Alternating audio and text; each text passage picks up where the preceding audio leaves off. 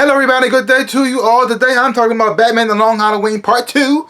The movie directed by Chris Palmer, and this is a continuation of the first part of the movie. And I gotta say, overall, this movie as a whole was disappointing.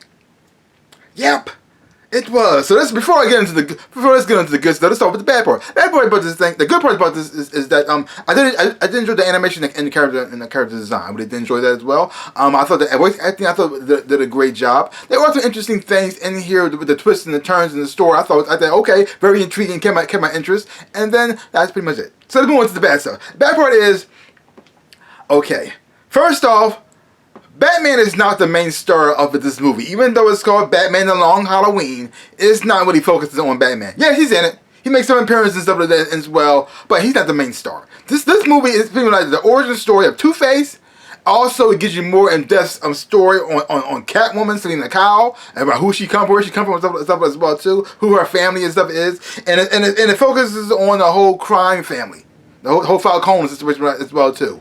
Find out more about them as well. They also have characters in here who don't add nothing to the story at all, and they're just there. There's Calendar Man. He's a useless character because this is what they do. He puts people like Silence of the Lambs. So they go there, try to get information. He acts like he knows what's going on. He acts like he says he knows he has the answers, but he says, "Well, I'm not telling." So you got to do this for me. And they just, what? Screw you. And they just leave. Then they go back to him again. They did the exact same thing. I know, but I'm not going to say unless you do this. Then they say, "Oh, screw you," and then leave. Like, he keeps showing them, but he had nothing to do with the story. Like this, if you could bring something to the table, that would be nice. You're wasting time. You're wasting my time. You're useless. You need to be there. If they cut him out of the movie, it would not change anything. It wouldn't change nothing.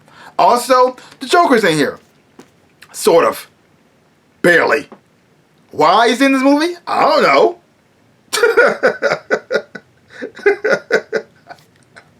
I don't know.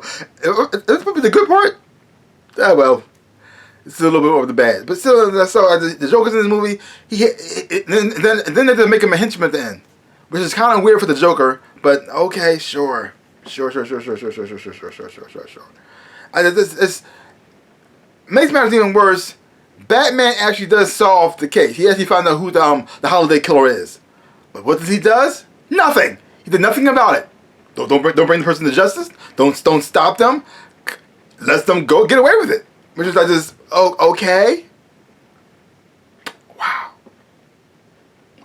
So it makes everything about this movie useless and had no point to it at all, because even this whole entire journey, you got Batman trying to figure out who this person is and to stop him. And you get the answer, and he says, "Well, that's it then. Well, I guess you learned your lesson." And then walks away. You're just, what? Really? Okay. But it's like this movie is like this, like all this setup, all this build, all this tension. It's like this. Why? But the person who did, but I had to say this though. Harvey Dent, who's played by Josh Duhamel, I think he did an amazing job. I really did enjoy his performance a whole lot as Harvey Dent, and also as Two-Face. And I couldn't even recognize his voice, but I said, wow, that's Josh Duhamel? I said, oh, I guess he did both characters, which I thought he did an amazing job with that. I thought he did there too. The whole storyline with the whole Falcone family as well too. I thought it was very interesting. I thought Selena Kyle, the person who rest in peace, who was voiced by Naya Rivera. I thought she did a great job as well too. I thought that fight scene that they did have it, I really did like as well. Like I said, so it has like interesting parts in this movie. It's just like the whole setup and everything that you thought made it interesting, kind of got. Well, it's like for nothing. Because like, when you find out who the killer is and do nothing about it, you start thinking to yourself, well, what's the point of this whole entire movie? What's the point of both of these parts if you're not going to solve or fix anything? Now, I haven't read the comic book story, so I don't know how it is or how it compares, or did they take stuff out, did they change things a whole lot? Maybe they did. I don't know. Just like the exact thing from the books. A lot of times they changed a lot of stuff. This could be the case. That's probably why the story got all mixed up and all weird. I don't know.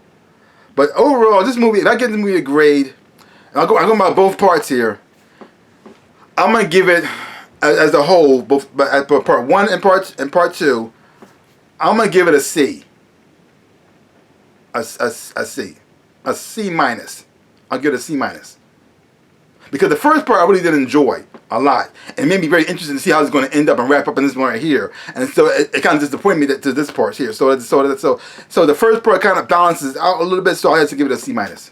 Don't take my word for it though. Check it out for yourself. If you have seen it, leave your comments down below. Let me know what you thought about this movie of the Batman: The Long Halloween. Do you feel like it was a waste of time? Do you feel like it really captured the story of the comic book quite well, or this was just trash? Either way, leave your comments down below. Pretty much all I gotta say about that. So give my channel a like, hit the thumbs up, shaboop, and subscribe to my channel and share. I really would appreciate it.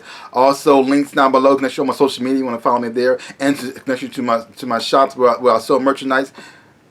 If you buy some stuff, tell some other people about it as well too, so they can share it. I really would appreciate that as well too. So like I always say, in my dreams in real life, I am the Ninja Rabbit. Peace out, peoples.